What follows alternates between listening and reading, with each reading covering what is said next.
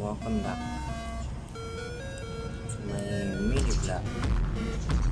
So, and kapatid, super bad news para sa mga ibon natin, mga kapatids. So, may ginawa na naman tayo na paraan para di na tayo mabawasan, kalapatids. Dito nakalagay yung mga cages ko, kalapatids, dito. So ayan, dinali na naman ng daga, kalapatids. Ayan, mga dugo pa yan ng daga. Ay, dugo pa yan ng ibon natin, kalapatids. Kasi dito siya dumadaan, kalapatids, sa pintanan ko.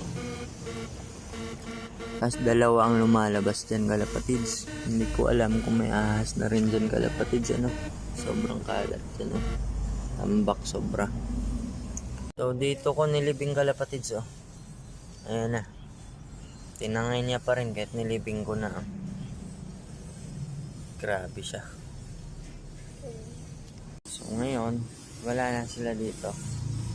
Inalis na natin dito. So ngayon, kalapatids, nilipat ko na siya malapit lang dito sa pintuan ko, sa terrace ko lang, kalapatids. So andito na sila. At ito yung kapatid niya, nadali din. Kapatid nito, kalapatids, wala na din.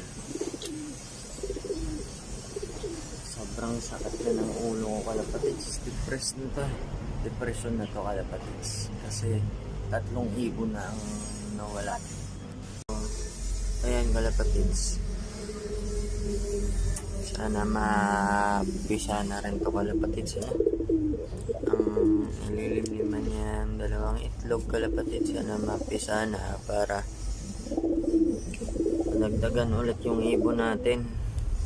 Grabe, ang saklap na, kalapatids, kasi 2 na lang yung white natin. 3 na dapat din, kalapatids. So ito, tamang paaraw lang siya. Ayan lang siya. Titirik ang araw, andyan siya. Nakatambay sa ibabaw ng tubigan niya, kalapatids. Waiting na naman tayo sa itlog nila, kalapatids.